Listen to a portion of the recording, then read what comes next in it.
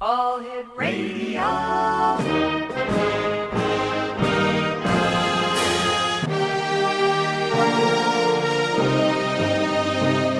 Welcome to the X Zone, a place where fact is fiction and fiction is reality.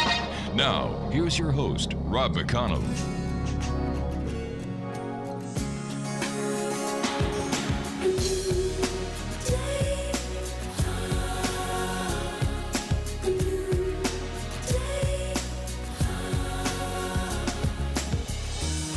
I was waiting for so long for a miracle to come. Everyone told me to be strong. And don't shed a tear. Through the darkness and good times, I knew I'd make it through. And the world thought I had it all, but I was waiting for you. Hush. Welcome back to hour number 2 of tonight's show of the X Zone, coming to you on your hometown radio, Classic 1220, streamed around the world on classic1220.ca. My email address is xzone@classic1220.ca. X Zone Nation, my guest this hour is Gary Parker. And Gary discovered a giant alien in a July 26, 2012 NASA photo. He made a video showing how to find and see the alien, and he sent the video to NASA a couple of months ago. The next day, NASA removed the original photo from their website, and he communicated with the alien using the Gila River in Florence, Arizona. Joining me now with this fascinating story is Gary Parker. And Gary, welcome back to the X Zone. Great talking to you. Hey, Rob. Thanks for having me. Gary, tell our audience a little bit more about yourself, because we've got many new listeners since you last joined us. So let's refresh their minds. Oh, yeah, sure. Like you said in the opening, about 7-8 years ago, I had come up with an idea to restore the Great Pyramid and the Sphinx, and I emailed it to a few billionaires. They emailed me back and they said, "Gary, if this is for real, we'll back you." I said, "Fantastic." So the next day, I went to the website, the NASA website, and I pulled up one photo because I was going to zoom in to find out where we could put men and machinery. Now, I think we need to just. Now we're talking about the Sphinx and the pyramid in Egypt here on Earth, not the Sphinx and the pyramid on Mars. Oh, no. Okay. This is all on Earth. Okay. I'm only on Earth. I'm not on any other planet. I just thought I'd get that straight. Funny. Go ahead, my friend. So what happens is I pull up this one photo on the NASA, and it's on your website. Yeah. And unlike other people, I zoom in on the photo. And when I zoomed in, I saw a bunch of ancient Hebrew writing. It's called Proto-Hebrew, which means first Hebrew. Mm-hmm. And I said, "Oh my God!" And I said, "I wonder what that's doing there." And I wrote it down and I sent it to see what it said. I sent it to a Judaic scholar at the University of Arizona. So, and I said, "Do you know what this says? Can you tell me?" So he emailed me back. He said, "Yeah, it says this." And he told me the definition of the words. And he said, "Where did you find it?" And I told him in a NASA photo. And so that happened. And then all of a sudden I had a dream one night, and the voice said to me, "Go to the Gila River in Arizona. Go to the Gila River, stand in the water, face east, and say these words in Hebrew." I don't know Hebrew, so I called a rabbi over here in Phoenix, and he told me how to. He wrote it out for me phonetically and said, "That's how you say it." I went down to the river. I faced east. I put my hands up, and I yelled things out that the voice told me to say. Mm-hmm. The next night, I could see everything in the NASA photo, and I mean, like, there's tens of thousands of images in there. It's a thing called steganography. Steganography is a computer science thing where it's people put hidden images or codes in a photo, a digital photo, and that's exactly what this is. Longer story longer, for the past 6 or 7 years, I've been to Egypt twice, and I've been to Jerusalem in Israel twice. And for this photo was the only reason. Went there, the same voice that told me to go to the river told me to go to certain places in Jerusalem, like the City of David and to the Golden Gate and to the Kidron Valley. And I had to say certain things, which I did. I did do that twice. And in 2019 and 2022 was when I was there. But longer story longer, when I came back here, I sent a bunch of emails to NASA, the CIA, the FBI, Homeland Security, the U.S. Air Force, and for years they never responded. But is that enough of a background for right now? Yeah. What was the reasoning behind sending all these emails to the CIA, FBI, NASA, and everybody else? What was in that email? Well, what I wanted to do is I wanted to meet with them and show them, because it's very hard to see the images I'm talking about, because they're all hidden. Right. So what happens is I said, can I come down? Would you meet with me? And everybody said no. They all emailed me back and said, thank you very much. You're pretty much nuts. Good luck with your life. So, gosh. that all changed. But that all changed after a week after my first radio show with you on November 10th. What happened? So what happens is after we did the radio show, maybe a week after that, a week to 10 days after that, I get a call. I'm sorry, it wasn't a call. Yes, it was a call, but it was a private number, and it was Homeland Security in Phoenix here on Jackson Street. And they said, would you come down? We want to talk with you about the stuff that you found in the NASA photo. I said, absolutely. Now, you got to remember, Rob, is I had sent them, I'm going to say, over 200 emails, with all the pictures on it and an explanation of what it was and how to see it.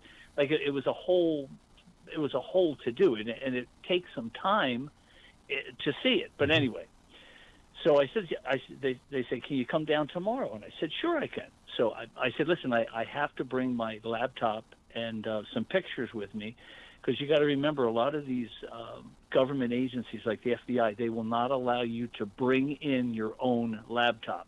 I think it has something to do with theft that you can do with the laptop. I don't know. But the FBI would not allow me to bring the laptop with me. But anyway, so I go the next day, I go into Homeland Security, like I said, on Jackson Street in Phoenix. And I'm met at the front door by a guy named Ryan. I don't even remember his last name, but his name is Ryan. So we go in, and he says, hey, do you mind taking a lie detector test? And I said, absolutely, absolutely. Go into a room. There's a lie detector there. There's a guy there. He has his laptop. It's all hooked up. They wrap me up in the sensors around my waist and around my chest and stuff. And he asked me questions for about 40 minutes, and I answer all the questions. And then after that was done, we go into another room, and I'm with just Ryan. And he says, go ahead and hook up your laptop and show me what you need to show me. Absolutely. I hook it up. I bring out the pictures because I have these visual aids. Because, like I said, it is hard to see. But once you see it, and once you learn how to use your laptop to see it, you'll never forget. That's right, because seeing is believing with this. That's it. Yeah. That's it. That's absolutely right. But the problem is I'm doing it one at a timing it, which is really difficult. You can't really get that many people involved with just one at a time.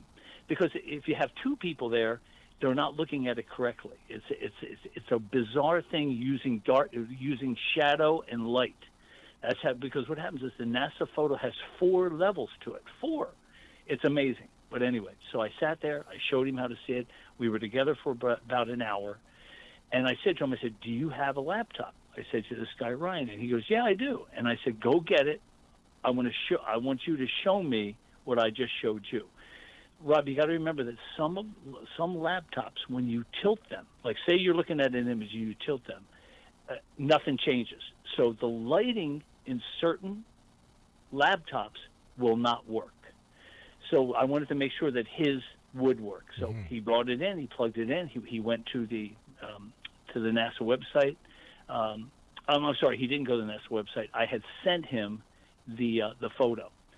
So he pulls it up, he starts tilting it, he zooms in, zooms out, and all of a sudden he shows me everything that I showed him. I said, Ryan, it's perfect. You got it down. I said, but what I had just showed him over an hour's time was like 10% of what's in the photo. I said, it's infinite, the things you can see in this. I said, but I showed him the main things. I showed him the big alien L. I showed him Jesus. I showed him Jesus on the cross.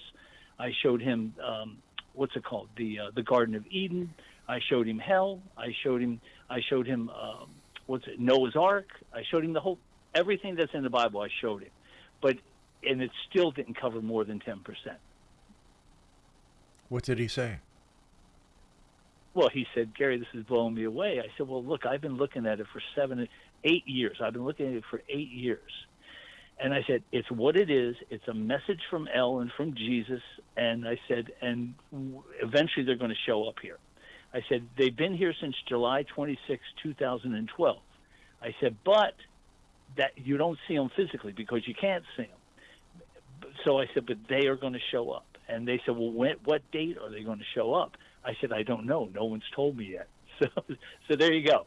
And then I left. Has there been any more contact with you on Homeland Security? No, which I totally understand because, and they told me before I left, Ryan said to me, he goes, if you go to any newspaper or to any media, they said, we're going to deny that you were even here and we're just going to, we're just going to deny it. And I said, I understand. I get it. But the good news was, like I told you too, not only did I send hundreds of emails to all these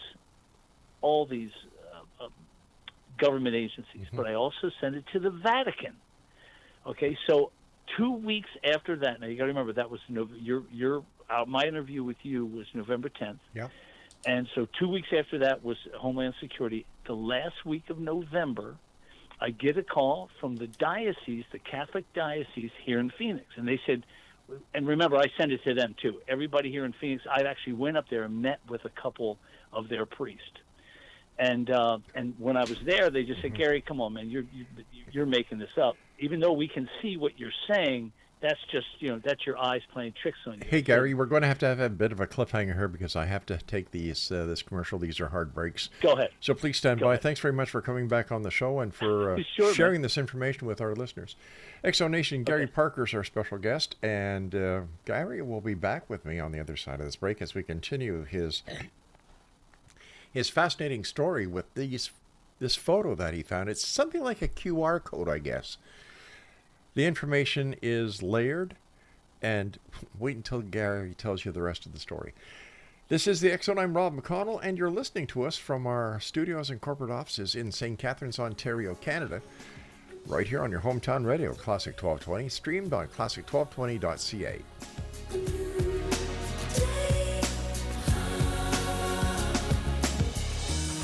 I was waiting for so long.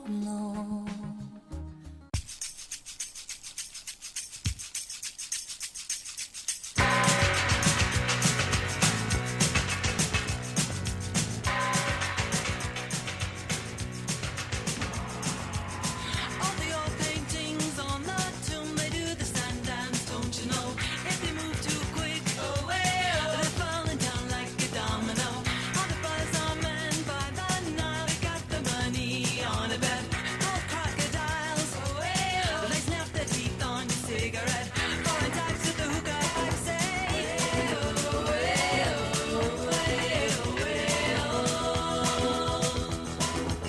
walk like an Egyptian. Gary Parker's my guest, and we're talking about a fascinating photo. I guess that's all we can call it, Gary, is because when we were going off to the commercial break, I said it was something like a QR code that you. Hello. Yeah. I'm back. Okay, great. Go. That it's. I could only compare it to a QR code where you have multi layers digitized one on top of the other to give you an image. So okay. Homeland Security you met with 2 weeks after your appearance here on the show on November 20th. Last week of November 20th, you got a call from the Catholic Diocese. Yes. Take it from there. Yes. Yes. So like I said once before, I've been there. They shut me down. They turned me away. They told me pretty much get out of our offices. They weren't mean like that, but that's pretty much what they were saying. But I still sent them things which they just probably threw in the garbage. But anyway, they give me a call. They say, Gary, this is blah, blah, blah from Father, I can't remember his name, from the diocese in Phoenix. I said, oh, hi, how you doing? He said, can you come down here like in like 2 or 3? When can you make it down? I said, whenever you guys want me to, because for this, I'm available anytime. Mm-hmm. So they said, okay, come on down. We want you to meet with somebody and talk with what you discovered. And I said to them, I said, well, did you guys actually look at it? They said, yes, we looked at it. Come on down. So I said, okay. And like I live maybe 45 minutes to an hour from downtown Phoenix, so it's really close and not that far to get to. So I get there. I go into an office. I'm sitting in there. All of a sudden, this priest comes in. His name was Father Francisco, okay? And he was kind of in his 50s, good-looking guy, nice, wearing the whole 9 yards for the Catholic Church. And he starts talking to me, and he has this really thick accent. And I said, well, where are you from? He goes, I'm from Italy. I mean, I could tell he was from Italy just from the accent. So all of a sudden, we're sitting there, and he starts asking me questions now you got to remember, I've met with probably 80 to 100 priests and probably to 50 to 60 rabbis and probably 100 ministers, all different faiths, and some imams in the Muslim faith. Sure. So when I'm sitting, and you got to remember, when you meet these people and you sit there with them for an hour and you show them everything and blah, blah, you see their reactions and everything. And you also, a lot of them never have any questions because they're blown away when they see all this stuff.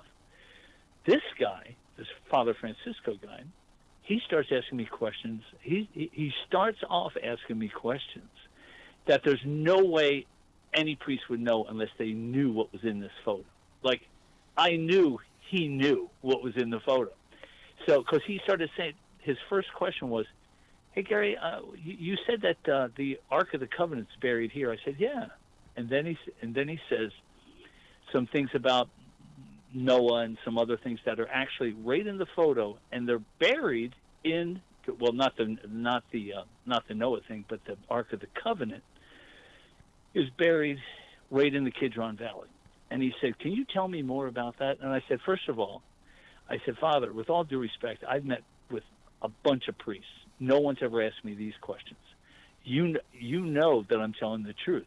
And I said, and he said, yeah. He goes, well, I feel like you're telling the truth. I said, no. I said, how do you know so much? You shouldn't know as much as you know. And he said, well, we listened to a bunch of your radio shows, because I've done 73 or 74. I think yours is the 74th. This one right now. And he says, and I said to him, I said, no. I said, you're not from here. He said, no, I'm from the Vatican. And I said, well, why didn't they tell me that over the phone? He said, well, they don't want you to know. And I said, well, look, I've sent the Vatican and the Holy See. You've heard of the Holy See? Have you ever heard of them? Yeah. Rob? Yes. You have. You've heard of the Holy See. Okay. Because they're the people that look for miracles. Mm-hmm. They're the guys they send out to look for miracles. So he goes, yeah, I work for the Holy See from the Vatican. I said, well, now it makes sense. I said, yeah. So I explained to him. I told him where the Ark of the Covenant was buried in the Kidron Valley, just east of the Temple Mountain, just south of Stephen's Basilica, St. Stephen's Basilica, right in the main part of Jerusalem. And I told him where it was, and I told him how I think he could, if he could get permission to go to the site and to just drop a couple microphones down there, and they would hear a vibration. Anyway, long story longer, he started asking me really serious questions about everything I knew in the photo. And then, naturally, I had brought my laptop with me, and I said, well, let me just show you where everything is. And he said, can you show me Jesus on the cross? I said, absolutely. So I showed him all that. I showed him Jesus. I showed him the third temple. You've heard of the third temple, correct? I think so, yeah. Okay. So anyway, so it's in the photo. I showed him how to see it, and he was flipping out. And when I say flipping out, these guys are used to seeing a lot of people that say they saw something, or they saw the face of Jesus on a wall, or Sure. they saw Mary, the Virgin Mary, somewhere. Yeah. But I'm sitting there side by side showing him exactly what he was talking about, and it's all in this photo. And he can make it out. Like, he realizes, oh, my God, this is really something. And I said, Father Francisco, if you can in any way get me over to Italy and let me show everybody there, it would be fantastic. Plus, I've never been to Italy, so I'd love to go over there. Hey, So why not? anyway, Sure. So, and he said, well, Gary, let me, everything you've shown me, I'm going to go over. I'm going to show it to all the people, and we'll see what happens. But we'll get in touch with you. I said, fantastic. That took about an hour and 25 minutes. The meeting did, which was really good. Have you heard from them since? No, Oh. no. But you got to remember, I have been looking at that photo for almost 7.5 years. I know where pretty much everything is. I've been down to the river and said some things in Hebrew probably 200 times in the past 6 years. Here in Florence and Florence, Arizona, and but that's not the end of the story. I have two more things to tell you. All What's right. happened in the last couple of weeks. This is fascinating. So you ready? I've got to tell you something. I'm glad that you're finally getting the attention that you deserve. Now, which what's funny is, so am I, but I'm really not. Oh. Because what happens is, I have been out there for the last 8 years, pushing, meetings getting thrown out, meetings. But the thing is that, like, even though these people know it and they see it, it doesn't mean they're going to do anything about it. But eventually, El and Jesus, also known as Yeshua, they're going to show up. They're going to appear on the Temple Mount. And I'm hoping that somebody will put this thing out there. Everybody can see it, and they won't be terrified when they show up. Why should anybody be terrified if Jesus comes back and appears at the Temple Mount? Why would anybody be afraid? Now, you say that, but here's the thing. The thing is that you got to remember the things that they travel in. They're traveling in a 300 mile square cube. It's a cube. There's a thing. I don't know if you ever saw over in Arabia. What's it called for Islam? They have a thing there called Yes. the Kaab, Kaab. It's the thing that's it's a cube Right. that they all right in Mecca. It's called Yeah. Mecca. And what they do is they all walk around that clockwise. They Right. walk around it clockwise. That cube, picture it 300 miles square, hovering above Earth, just above the up in space, but it's hovering above the Temple Mount. That's terrifying. That's like invasion time. That's why people are going to freak. And just because when you see the alien, who is El, and you see Jesus, and El and Jesus are the same being. They're one being. What happens is when you see El and you really see him, it's terrifying the first time. I'm telling you, the hundreds of priests and rabbis and everybody I met, they freak out when they see that. And what most of them say is, I'm not ready for this. That's what they say. And all I say in response is, get ready, because it's coming. And I don't mean like in 10 or 20 years. I mean like in 10. I'd be guessing. I don't even want to say. But until one of them tells me what day they're going to be appearing on the Temple Mount. So I better not. I'm not even going to put a date on it. And I appreciate that. I respect that. Yes. Okay, so you said you had two more things to tell us. Now, I must tell you why. Exactly. I've got about 2 minutes before my next break. Okay. So, why do you think? All right, here you've got this. You've discovered this. Okay. Yes. And I know how hard you've worked at getting this message out here, trying to get the attention. My Right. hat is off to you, my friend, because you have done a superb job. Thanks. What- It doesn't feel that way to me, but Well- I appreciate you saying that. That's sweet. Listen, I know when you sent me the picture and you gave me the instructions on how to look at it, tilt the screen and everything. It is amazing. It's really amazing. It really is truly is. amazing. I Well, am it's alien technology. But for some reason, they chose you to break that code. which is which I don't know why. It maybe because they realized I would never stop. Like, you know, I never give up. But that's the only reason why I can figure that they picked me. Because you're a believer? I'm a believer. Well, yeah. I mean, how can you not be? Ah. You know, but I also think it's fantastic. This is going to change everything in the world. There's not going to be any more wars. It's going to be fantastic. What was it like, or how do you feel now that you know that you finally got the attention of Homeland Security? You finally got the attention of the Vatican. Even if they haven't called you back, you know that you've made your mark and that they're taking you seriously, or else they wouldn't have called you. I hope so. I hope. Look, like I said, if I was up in Quebec right now, sitting right next to you, I could show you everything, and you would say, "Oh my God, Gary, it's true. This is a message. This is what we." And like I said, I can't translate all the words. I can't see every message in there because there's thousands. That's why I'm hoping that the Vatican has some Judaic scholars and everybody else who worked on the Dead Sea Scrolls are working on this. All right, Gary, stand by, buddy. Go, I will. Gary, I got to take my break, buddy. Please stand by. Take your Exonation. time. Gary Parker's my very special guest. And Gary is proof that if you believe and if you're persistent, you can move mountains and you can get people to listen and look at what you need them to see and acknowledge what you believe in and acknowledge the message. We'll be back on the other side of this break with Gary. Don't go away. But I was waiting for you.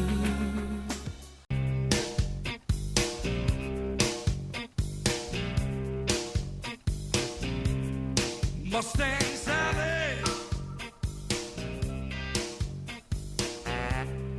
guess you better slow that Mustang down.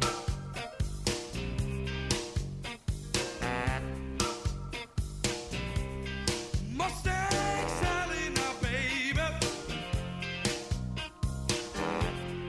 guess you better slow that Mustang down.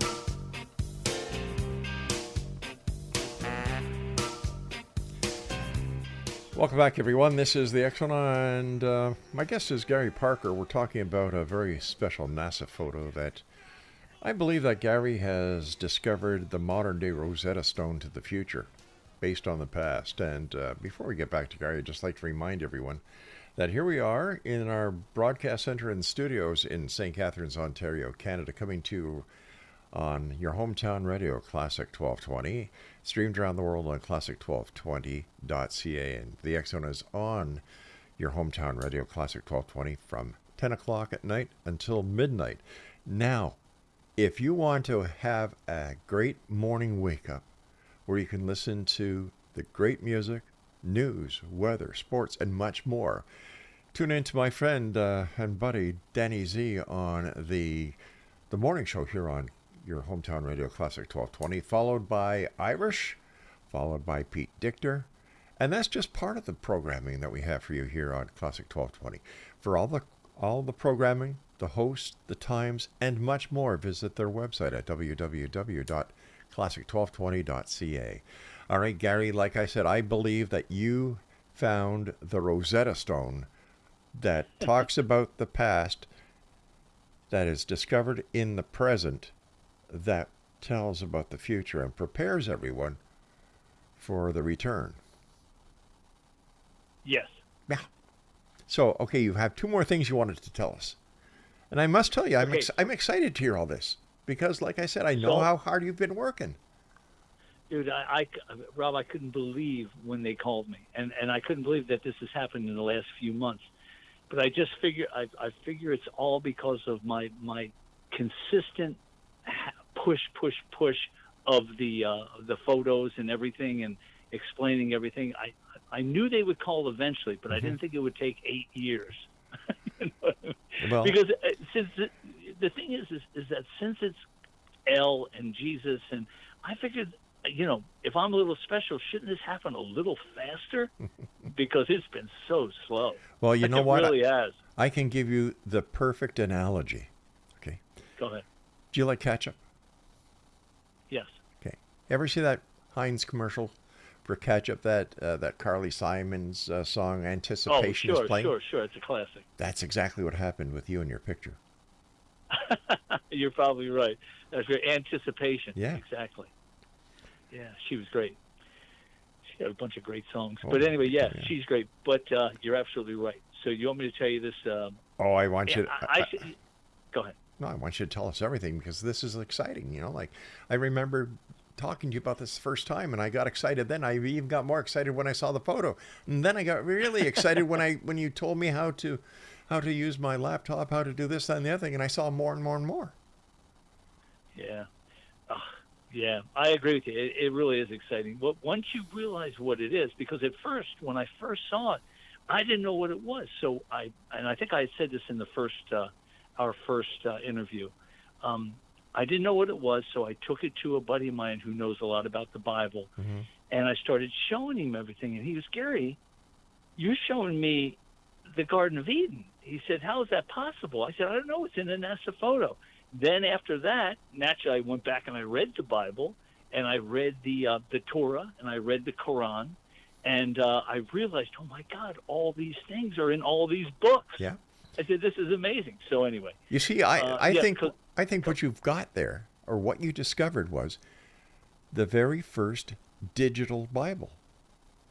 yes, Sent- for sure. Yeah, but, because- it's even more inclusive because it also has the Torah, the Dead Sea Exactly. Scrolls, everything that has anything to do with religion is in one photo, 4 levels deep. Yeah. It's amazing. It's amazing. And once you get, like, I didn't tell you how to see right behind L with his feet. He's actually sitting beside the tree of life, Mm-hmm. and on his right hand side are 2 elephants drinking from the river, and on his left hand side is the tree of life. But behind him is heaven, where, when people, there's been a handful of people that said they have died and they've gone to heaven and they've come back. Yeah. Well, and I'm talking about somebody named Enoch, Enoch, and also, believe it or not, a lady named Ellen Smith, who is I can't remember the religion. It's a form of, I can't remember, but her name is Ellen Smith, and she was a prophet. And what she described in heaven is exactly what's there. And it's the same thing that Enoch described. Or her name is Ellen G. White. But anyway, okay, so let me tell you what else happened. You ready? I'm ready. Okay, okay, great. I'm not talking too much, am I? No, God, no. Hey, if I had this discovery that you've got, man, I'd still be talking from the first time you and I met. That's funny. So here's the deal. So what happens is like I said, I also had emailed all my stuff down to an Air Force base down here in Tucson, and it's called Davis-Monthan, Monthan, Davis-Monthan Air Force Base in Tucson.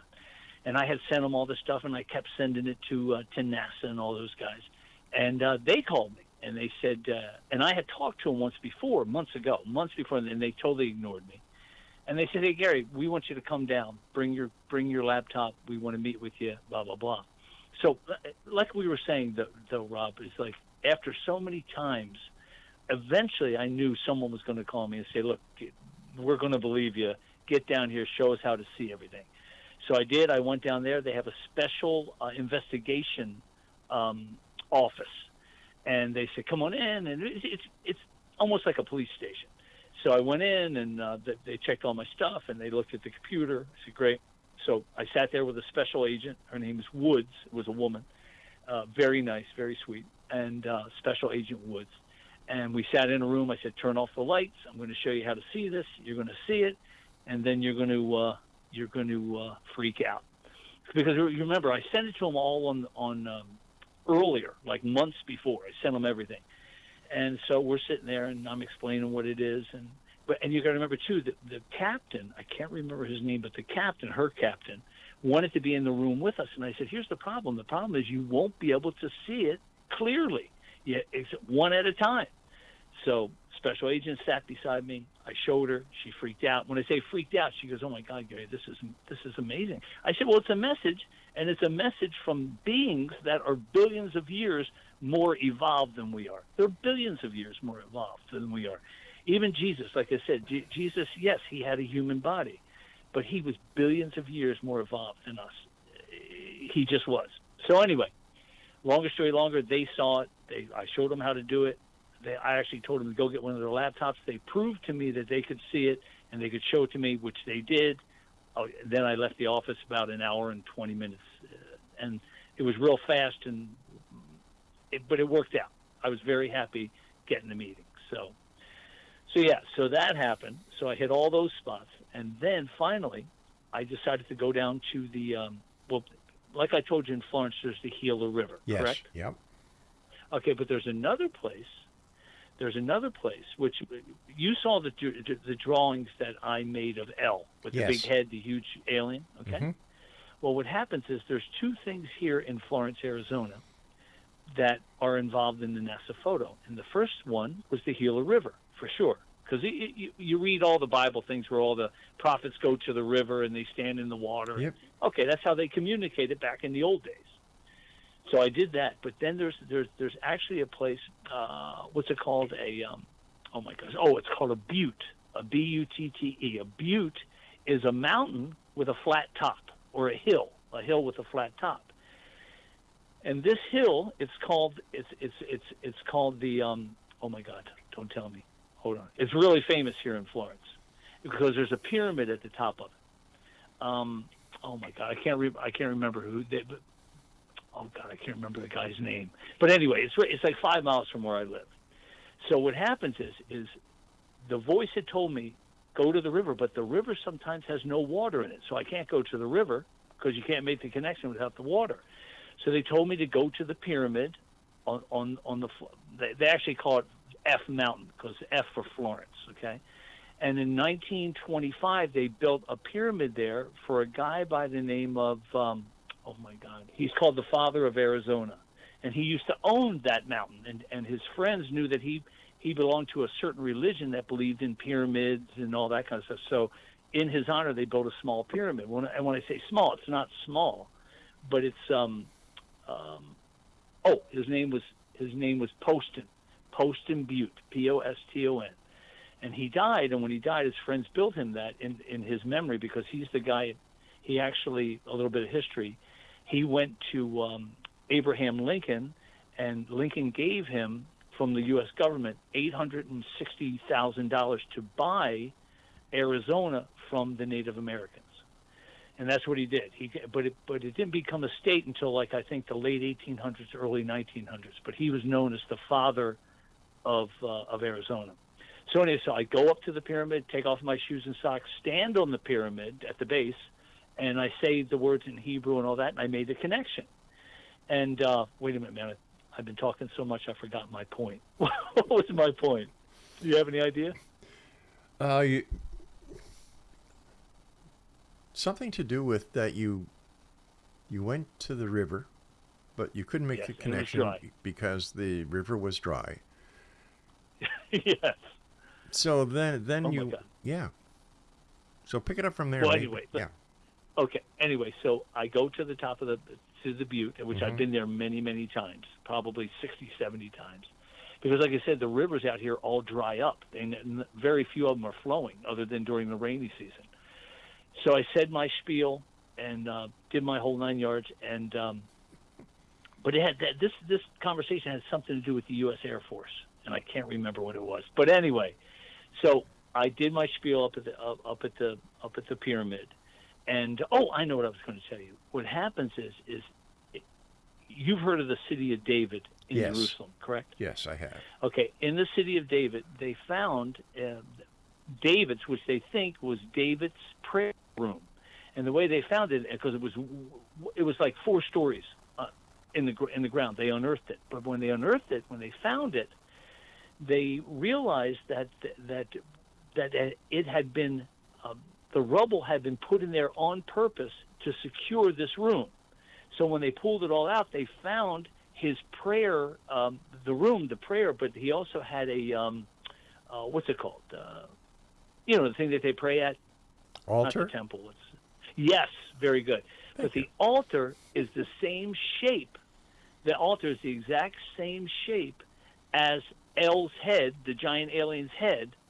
And are you following me? I am. So his altar was a giant rock that was shaped like El's head. Okay, hold on here. I've let this go long enough, as long as I could, but I do have to take my break Sorry, now. man. Hey, Gary and I will be back as we wrap up this hour here in the X Zone. This is fascinating. Don't go away. I got to get it out. I can't think All right. straight.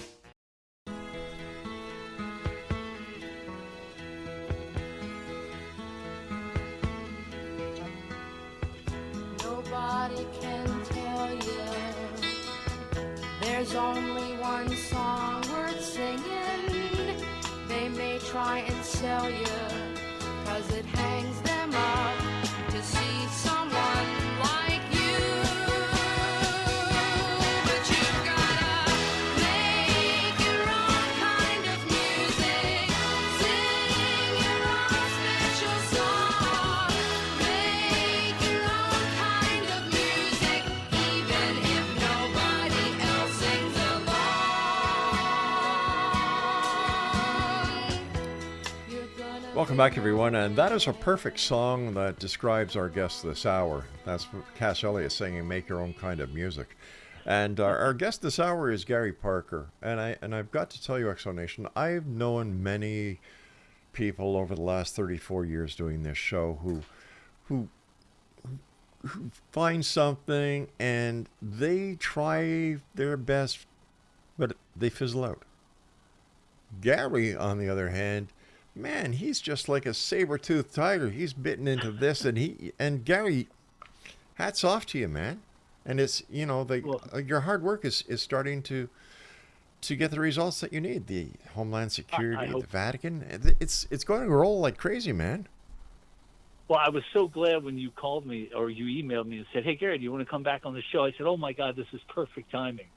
So, you're, like I said, Rob, you and X Zone are great. I hope some people hear this realize that I am telling the truth, and all you have to do is look at it. Go to your website, pull up the photo, and like I said, I'll send you some more stuff too. Excellent.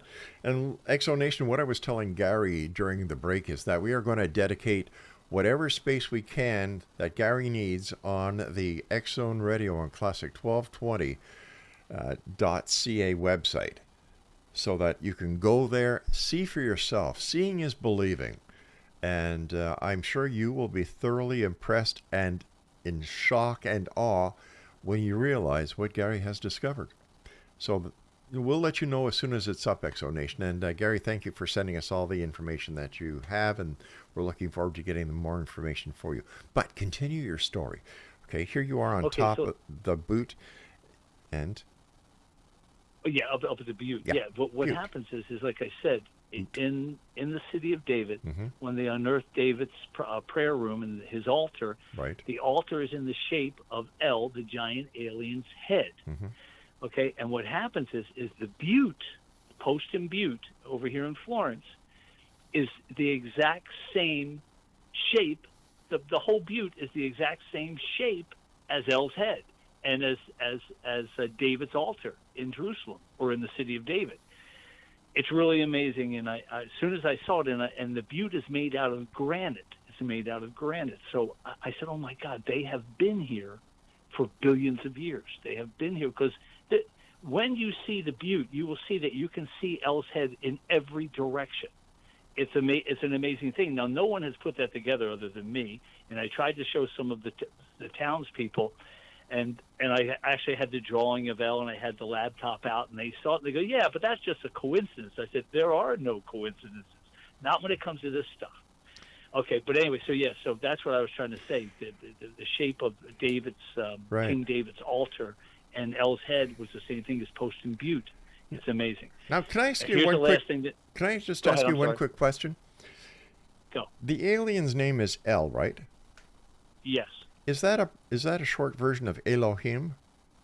Yeah, that's exactly what it is. Exactly. So the alien is God. Yes. Yes. You didn't. Yeah, but he and it's also El Shaddai, which is God Almighty. Yeah, it's the original, his original name. And you might say, well, Gary, how do you know that his name's El? Because when you zoom in a certain area where he's sitting, there are beings beside him that are saying his name, and you can read it, and it's written kind of like in fire, and it says, rate 1, 2, 3. It says L, L, L. And it's easy to see. Once I show you how to see it, you always see it. And it's right beside him, so that's his name. Wow. This has got to be, this is just fascinating. Okay, So, here's the last thing. all Let right. me tell you the last thing. You ready? Okay. Hey, listen, I'm always ready for you, pal. Okay, here we go. So All right. what happens is I get frustrated, and sometimes I hate to say this, but I go up and I start yelling at El and Yeshua, Jesus, and I'm going, guys, you're driving me crazy. This is nuts.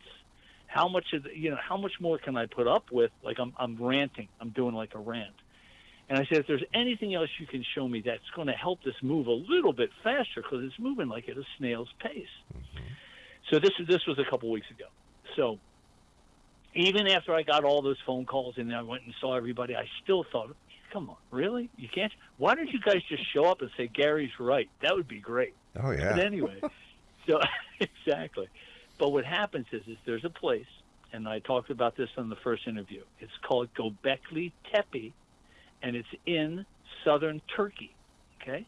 And Göbekli Tepe is where they found these monoliths that are actually about El and all his beings that are in that 300 square mile cube that's flying through space headed our way, okay?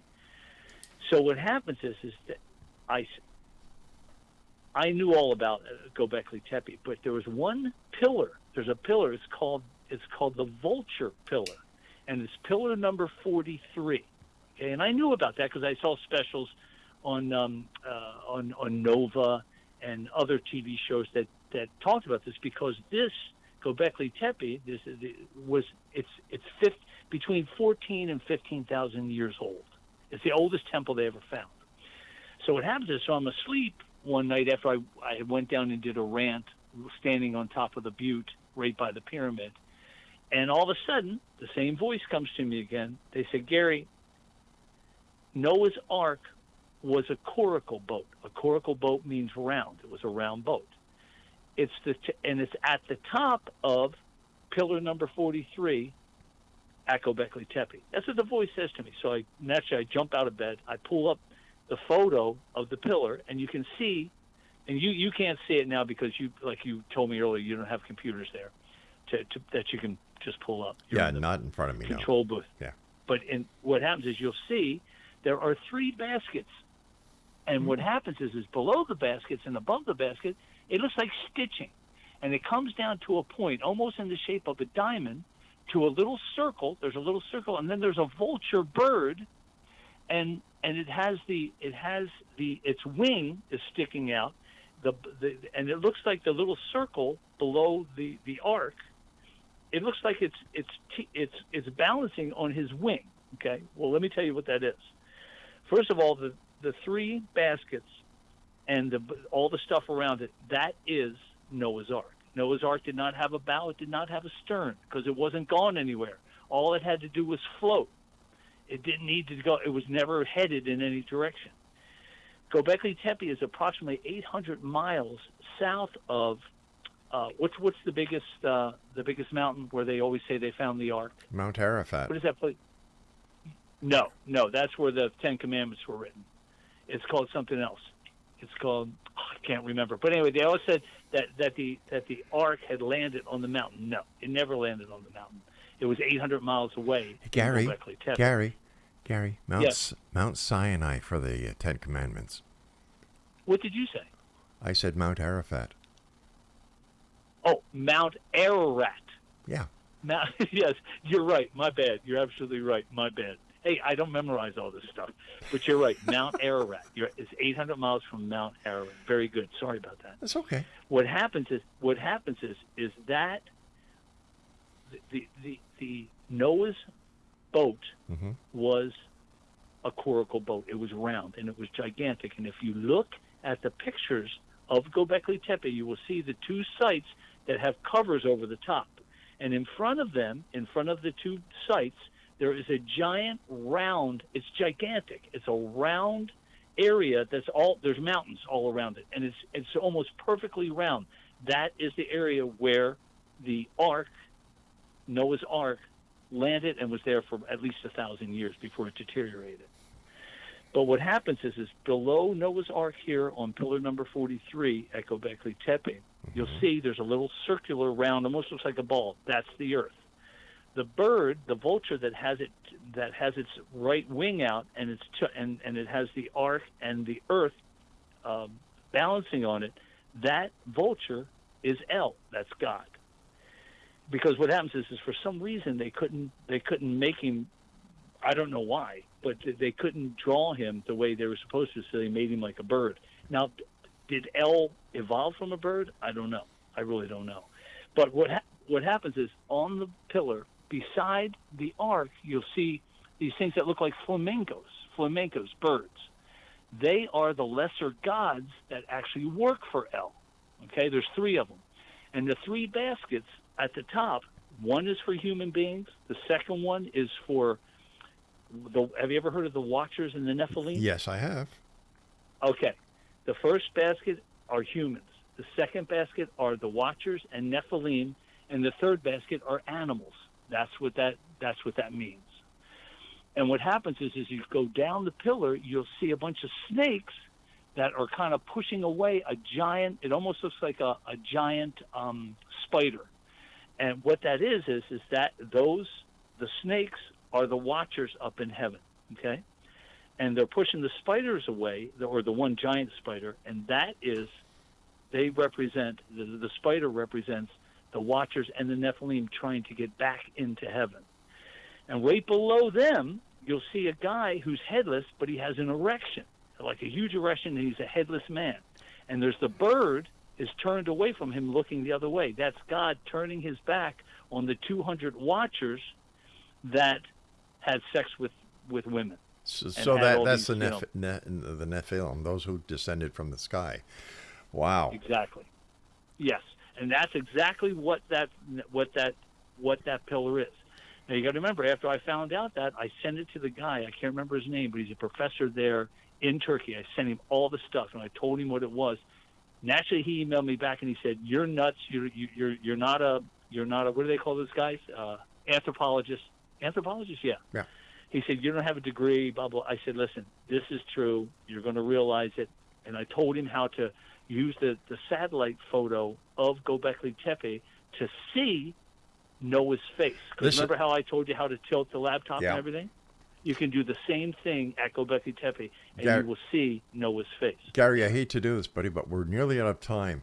What I'd like to do, Gary, is have you back on in a couple of weeks when we get all the information up on the website so we can have our listeners follow us online. How's that? That'd be great. That'd be fantastic. Gary, that'd be great. Thank you so much for joining us tonight. Always a great pleasure to talk to you. Thank you for all your hard work, your dedication, and your persistence. Well, thank you so much. I feel bad, though. I think I just talked over you the whole time, and I apologize for that. I didn't let you even get a word in. Well, you let me get 3 words in. I was counting. I'm sorry, man. Gary, don't be sorry. Don't be sorry. My listeners listen to me all the time. It's when we have a guest on who has something important to say, I let them go.